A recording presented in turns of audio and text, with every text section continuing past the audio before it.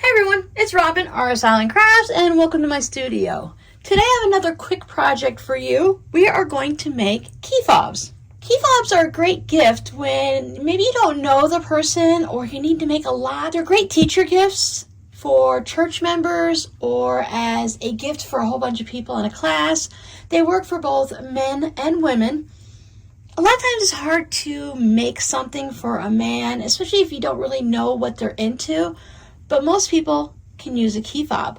Even if they don't drive a car, maybe they need a key to their house or a key to some type of a bike lock or something to put their cards for the gym, something can go on a key fob. Even the little kids, I've seen them put stuffed animals on their key fobs to hang them from their backpack and such. In the past, I've shown you how to do the key fobs where you need to have this special little key fob hardware for it. Not everyone has the hardware and not everyone wants to make this style. Now, I've been using these for a few years now, and while mine do stay on tight, some people have problems with this piece of hardware popping off. And I noticed as I look at this today, that mine is getting all rusted in there and it's making the fabric all funky. Now my fabric used to be a nice bright blue, so I will need a new one anyways because it is all faded. This one I made on some webbing with just some cotton fabric, but today I'm going to show you how to make it a little different. I will link to the previous key fob tutorial that I made, but today I'm going to show you how to make these. And all you need is either a lobster claw like this, or you can just use the regular circular key rings that you can either take off of your keys or pick them up anywhere. If you can't find these and you only need one, you can always go up to a dollar type store and pick up a couple key rings from there. It is cheaper to buy a pack of them at Michael's or Joann's. You might even be able to find some at Walmart, and I know you can pick up a lot of them at Amazon. So if you need to make several dozen, that might be your best option. There are a lot of places where you can pick up different types of hardware. Now I picked up these lobster claws on Amazon. I think I purchased 100 of them and mine came in a variety of colors. You can see I just have a gold, a silver, a black, and a rose gold. I think this one might be called pewter or something. It's a gray color. Now these come in a lot of different sizes and some of them come with the little key rings so you can have it attached on here. I just buy them plain like this because if you're going to attach it to something, you'll have already had a key ring on your keys, or maybe you want to hang it off of your backpack or whatever, put an ID card or something on it. When I purchased mine on Amazon, I didn't get a label or anything on my bag, so I made sure I wrote down the measurements so that I can order more and I can also know what size I have. These are a little bit more lightweight, so they will also work for a lanyard, so I just labeled them as lanyard. They are 1.5 inches long and they're 3/4 inch wide, and that measurement is from the inside here to there. I made the mistake of measuring from outside to outside, so when I made this one, you can see that the fabric is bunched up a little bit in there and it's kind of tight, where on this one, there is plenty of room. It's got a little bit of a wiggle and it's not going as far up into the little hole there. For mine, I'm going to put a strip of batting on the inside. I find using quilting cotton is the easiest to use because it's thin and it doesn't take up a lot of space in this area there. This is cotton batting, but you can use any type of batting that you'd like, or you can also use fusible fleece or interfacing. When I have a good chunk of batting that is left over from projects, I like to go ahead and cut a bunch of them for whatever I might be making. So I have a bunch of these, and I just wrote on my little pharmacy bag here because my pharmacy is going to give me this bag whether I want it or not, so I may as well find a use for it. These are a 1/2 inch wide batting, and I just put a bunch of them in there, so when I go to make a project like this, I have them ready. If you need to make a few dozen, you can go ahead and get a little basket or another Ziploc bag like this and just cut up a bunch in preparation for sewing. Now for my purple one, I did use some fusible fleece, and I noticed with the fusible fleece, it kind of makes my fabric have this little bit of a wrinkly type look to it, and it feels a little bit thicker and stiffer than when I just used your basic batting. this fun silver fabric that's all sparkly. And this one just seems to lie flatter and it's not quite as thick. Now there are different thicknesses of batting depending on what you're going to use. Some are thinner, some are thicker. You can do whatever you want. You can even skip having something on the inside. I recently had a request to show the difference between batting and interfacing and what they look like. If you go ahead and do a quick Google the difference between batting and interfacing or stabilizer, there's plenty of blog posts that will explain in detail what they are, but it's a little bit harder to see in a blog post. So I thought I'd show you what I have. As I mentioned, batting come in different thicknesses, different materials. This happens to be a non-bleached type, and this one happens to be a bleached white batting, but it's all from the same company and it's all the same. So batting, for the most part, the cotton ones tend to be pretty thin. They can be stretched. They do have a bit of stretch to them. This one specifically has been needle punched, so there's no polyester in it. Fusible fleece is pretty thin for the most part. There is a thin version and a thicker version. This one has glue on one side. So once you glue it down, it's staying in place, and I think that's what caused my fabric to shift. While using the batting, even though I glue mine down, it is able to move with the fabric. So I have a lightweight interfacing, which is very thin, almost like a dryer sheet. And then here's a medium weight one, and you can see it's just a little bit stiffer. And these just give your fabric more structure. You can use any of these inside your key fob fabric wrist strap part of it. Or as I mentioned, you can just go straight up with the fabric and not use anything at all.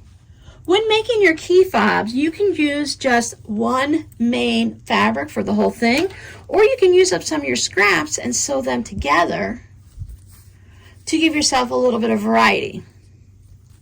You can see where this one was even sewn together and it's the same fabric. So if you were only using all of this fabric, you can sew a bunch together to make your strap. Now your strap can be any length you want. In theory, most people will want to put it on the wrist and be able to hold their keys. If you think about it, this strap needs to go over the hand and lay on the wrist. And for me, I consider the hand to be the widest and the largest part compared to my wrist. But you can make it, again, you can make these any size. I have made them smaller just to be able to put 1 or 2 fingers in. My daughter likes to have a very long one, like a lanyard that hangs out of her pocket. My boys are using key fobs like this that are about this length. The fabric portion here is only 5 inches this way, and it's doubled, so that would be 10 inches. I varied my sizes a little bit. 1, just based on the fabric I had, and 2, I just wanted to try a couple techniques, and I will show you why I chose the size I did when we get over to the sewing machine. But I want to start by having a piece of fabric that's 14 inches long. So whatever you want for this part here, so if you want this to be 6 inches, you want to double it and have it at least 12 inches. I usually add a little extra when I start, and then I can always trim it down a little bit, especially if you start sewing scraps together. These are the fabrics that I chose for this one. These are actually squares that are left over from when I did the gussets in the bottom of my tote bags. So right now it measures 16 inches. I'm just going to go ahead and leave it long because I like the way this looks. And it doesn't hurt to have it a little bit longer. So when I go and I decide on what hardware I want, I can just go ahead and lay them out and see which one looks the best on the fabric. I think that's actually called gunmetal gray, and I think that's the one that I'm going to go with today. If you just buy a package of all silver, that works too. Then you don't have to worry about matching or choosing. So I have just some basic dollar store glue, some school glue that I'm going to use to glue my batting down to my fabric. But before we get to that point, let's talk about sizes. When measuring this from here to here, mine is 3/4 of an inch. I want to make my fabric in the same way that I make the straps on my tote bag. So I will be folding it to the center, and I'll be bringing both sides in and bringing it over like that. Essentially, I'm going to fold it into fourths. So whatever my measurement is here, I'm just going to multiply it by 4. So 3/4 of an inch times 4 gives me 3 inches. So each of my squares here are 3 inches square. And then based on whatever length I choose. Remember, we're going to double whatever length we would like it to be. After sewing my squares together, I use just a basic 1/4 inch seam allowance. For this, the seam allowance doesn't matter. It can be a little bit larger. But I went ahead and I pressed all of my seams open. It allows everything to lay flatter, and it reduces a lot of the bulk when we go and we start folding everything into fourths. First thing I want to do is I want to bring it into the center, and I want to fold it in half. And when I do that, I want to be careful and do my best to line up my seams so that they match on both sides. It's not vitally important, but it's just nice when everything matches up all the way around. This is the only place right here on the edge where it's going to be noticeable, so if you don't get it, then that's okay. It doesn't have to be perfect. It's just a goal that is nice to reach. Now, the way I came up with the 1/2 inch for my batting is when I fold this in half, and then I fold this in half again, I went ahead and I measured this. Now, based on how we started, it should measure the same as the distance here on our little lobster claw. So mine is 3/4 of an inch. If I were to make my batting 3/4 of an inch, it wouldn't be able to lay flat in this channel that I'm going to create. Because it's thicker, it's going to take a little bit of space on that fabric when I go to fold it up. Now, I do all of this over at my ironing board. If you were going to use a fusible fleece, you would also want to cut it to be the original size of whatever you're trying to fit into here on your lobster claw. But if you want to use some interfacing, you can go ahead and make it the same size as whatever your fabric piece is. Because it's going to be really, really thin and it's going to be adhered to the fabric, it's just going to give it some extra structure. So it will give you a firmer key fob. I like mine a little squishier. It feels a little bit more comfortable on your hand and on your wrist and everything like that. But it's totally up to you. Depending on what you're going to use it for, you can change it up. So I have my original crease where I folded it in half.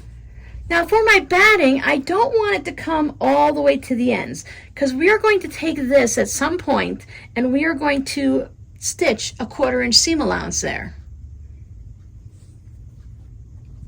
So I don't need my batting to go all the way to the ends. It's better if it doesn't. When I go to glue this in, I'll just make sure I don't put glue on about a 1/2 inch or an inch on the edges here. And that way I can always trim up more when I go to the sewing machine if I need to. It's only school glue. It's not going to hold it down forever. You can easily pull it off. It doesn't take a lot to hold the batting down. I just put a few dots down there. You can also use a glue stick. You can skip the glue completely. I just find that it holds it in place better for me as I'm going through the next few steps. It's also helpful when there's no glue on the ends for you to pick it up. I'm going to lay this right next to that crease that I made at the halfway point. I don't need to butt it all the way up right against it because I'm going to need a little bit of room for everything to fold over.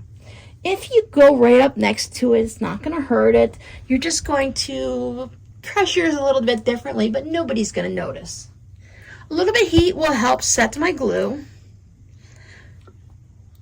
It's just an easier way for me to do it than to have a whole bunch of pins or anything in it. So there's my halfway point, and I have it on one side of the halfway point. So I'm going to take the side that has the batting, and I'm going to bring this side over towards the center. If I have to fold up a little the batting, sometimes that happens when we go to stitch it and we do our top stitching down each side here. It just might make it a little bit bulkier right there, but we're talking a very small amount. It's not going to be that big of a deal. I'm right-handed, so I usually start on the right-hand side and I fold this up and I just use my iron and I'm going to match up those seams again, just to try to keep everything nice and even. And I just want to cover up that batting. Once I get it into place, and give it a little bit of steam. Here, I spin it around, and now I want to fold this side up to about that center line or right up to the batting. You can't really see where those seams are along there, but I can guess and get it about close.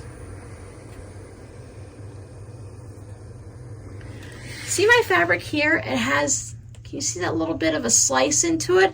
I'm not going to worry about that because I'm bringing that to the inside of my strap and nobody's going to see it. So if you have a little bit of an uneven edge or a little bit of a bite taken out of your fabric that you didn't notice, it's going to be covered up.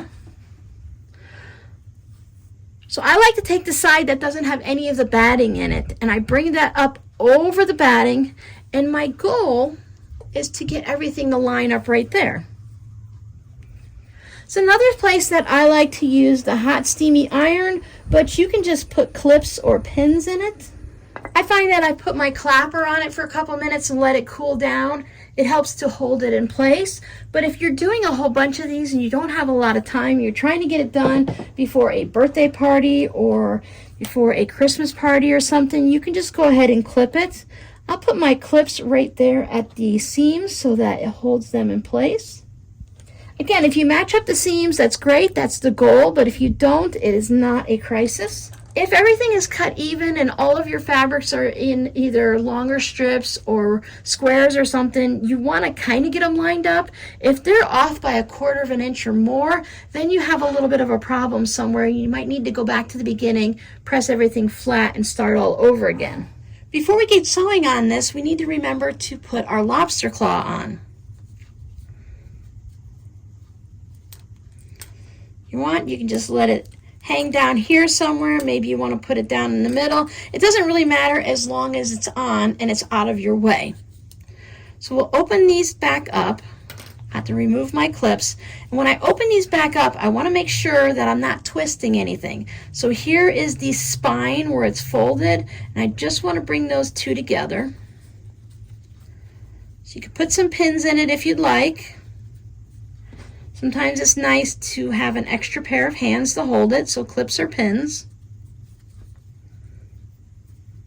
You don't have to open all of it back up, just enough to get it underneath the sewing machine, line up the edges, and we're going to stitch a 1/4 inch seam.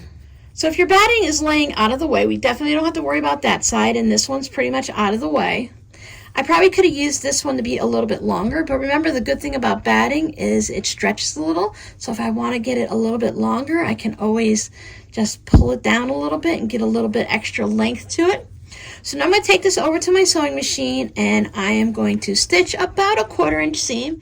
If you make yours a little bit wider, it's not going to be a big deal. I don't even worry about back stitching at the beginning or the end, but you can if you'd like. Remember, this is going to get folded back into the center, so it's not going to matter too much.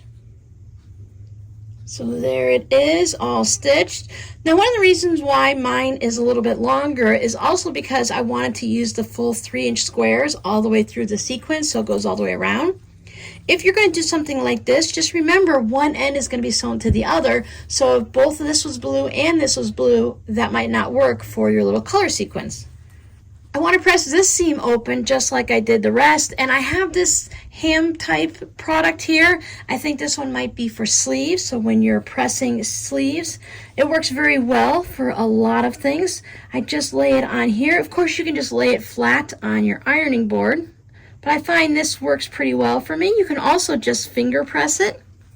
Can you see that my seam allowance wasn't perfect all the way through? Some is a little narrower than others. That's still going to be okay as long as it's not so narrow that it's going to fray.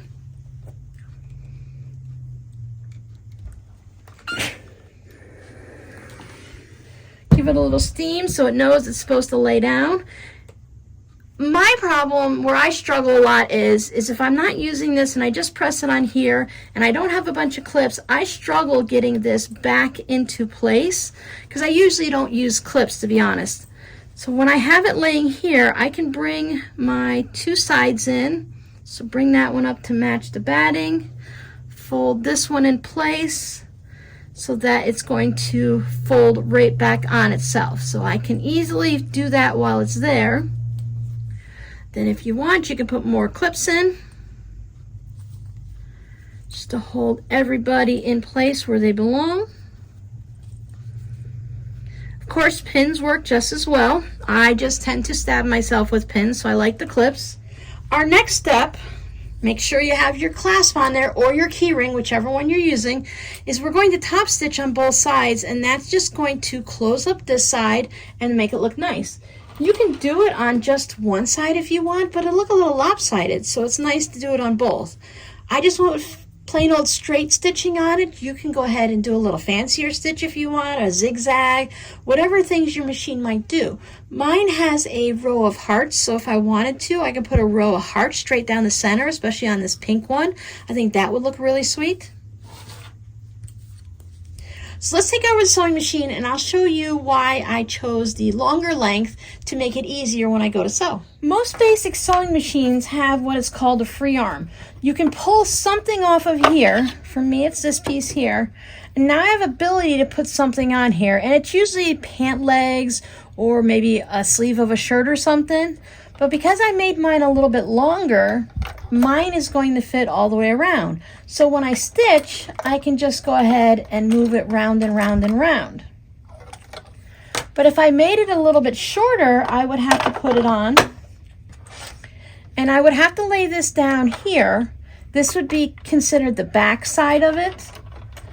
And I would have to stitch and just keep rotating this around. Now I find for me that the clips get in the way, so I'm going to remove the clips. I'm going to show you how I stitch it first on the free arm, and then I'll show you how I stitch it without the free arm. So the thicker part here is my batting, and I have a thinner part here. I like to turn it so that I have the thick batting part on the bottom. So as I'm stitching, I want to bring this edge over so that everything lines up here and I don't end up with something that's a little bit, off, or one side shorter than the other. My goal is to have it lined up right along the edge. Now I'm going to top stitch with about 1/8 of an inch seam allowance. Now I'm going to use a 2.5 stitch length because this is a little bit thicker. I will most likely be going through the batting in several places, if not everywhere. I'm holding on to the top thread. I'm going to put my needle down, still holding the top thread taut, bring my needle up, and if I pull on this, it's going to bring that bobbin thread up. And I can have the 2 threads here, and that's going to keep it from getting that weird mess on the back. So I'm going to keep holding on to that. I'm going to drop my needle down and I'll back stitch once or twice. And that's going to lock everything in place so I don't have to worry about holding on to that. Because this one's a little bit longer, I have a lot of extra room here. I'll just line this up and you can go as fast or as slow as you need. If your machine has an adjustable speed and this is your first time doing it, you're a little nervous, or if you're teaching your kids or grandkids how to do it, just bump the speed down a little bit. You don't have to go super fast. I'm going to speed up the video, and you definitely don't have to go that fast. So here is my lobster claw. I'm just going to make sure it stays down below on the table while I'm sewing. So I'll just hold on to this, and I'm going to let this go all the way around the machine, however it wants to do it. I'm only going to worry about this one section a couple inches in front of my needle. You might need to go a little slow over the seam if it's a little bit thick. Readjust. So for this project, I'll just keep readjusting every time I change colors. The lobster claw is starting to work its way up, and because I have my fingers down here, it's forcing it to just stay below on the table. See, as now it's just sitting between my fingers and I'm not allowing it to go back up. When I get back to the beginning, I'll just trim my threads, go a little bit past, back stitch to lock it in place, and then pull it out. Trim it really close so you don't have any little tails sticking out.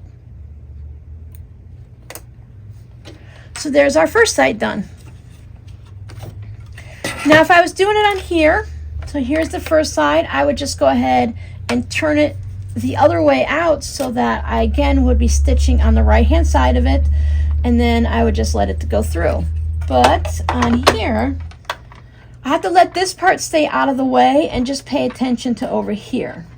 So again, I'll drop my needle down while holding the top thread, pull up that bobbin thread, keep my back nice and neat. Needle down, back stitch a couple times. Now I have this key fob in the way, my little lobster claw, so I'm just going to make sure that this stays out of the way. My hand should be able to easily just slide it around as I'm going.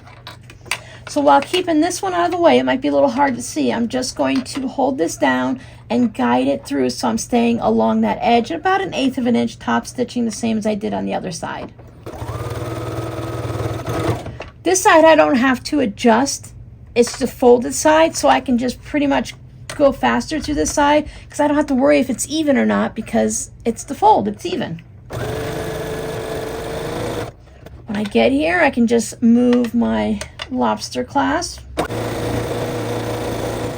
trim my threads before I get to them. If you're using the clips, you can always clip your lobster claw out of the way if it keeps getting in your way. Then again, when I get to the end, overlap it a little, back stitch, and cut the threads. So now we have it stitched all the way around, and our lobster claw clamp here is clasped, whatever, is all the way around. Now we need to decide how we are going to finish this off. At some point we need to put a little bit of stitching across here to hold this in place so it doesn't keep swiveling around on the wrist strap. Where it goes is up to you within a couple considerations. This is a seam right here, so you have a 1/4 inch seam. Oops, sorry. There's your seam right there. You have a 1/4 inch seam there and there. You can see how it's got that extra bit of stiffness. So you don't want to put your lobster clasp right there because it's going to be really hard and you don't want to be folding on that. So you can put it just like this, and then you could stitch just past there. So maybe move it up a little bit so you're right there at that 1/4 inch, and then you can stitch it on there. Maybe since I'm using blue thread, I might want to match it up all the way down like this, and then I can stitch it right on here with my blue thread. If I want my thread to be standing out and to be a contrast, I can put it onto the green. They don't have to match up.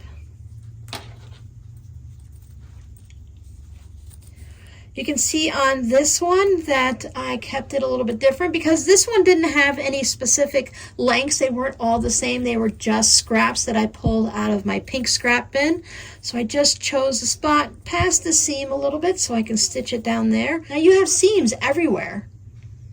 They're stitched down together, they're folded into fourths, and then we've top stitched on both sides. So they're structurally sound. They're good right there. So I just like to fold it right there to keep it out of the way, and it's just a good spot to put it right there. Take it over to your sewing machine, put it underneath your needle. You want to make sure this is out of the way. You don't want to be sewing and be so close that your needle could hit that piece of metal that's in there. So you go down a little bit and stitch it right there. Maybe I want to stitch mine just a little bit off.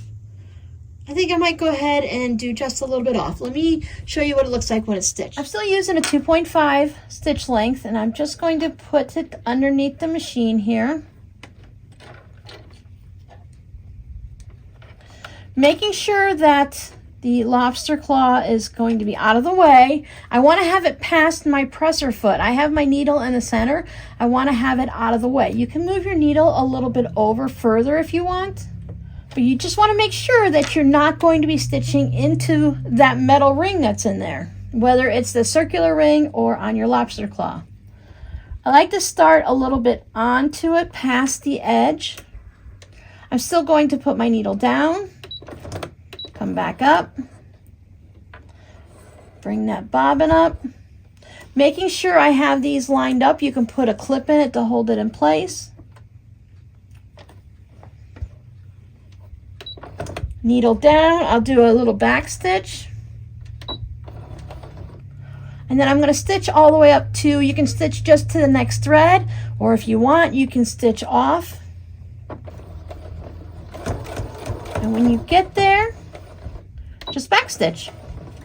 Your machine should bring it right back through to the same place.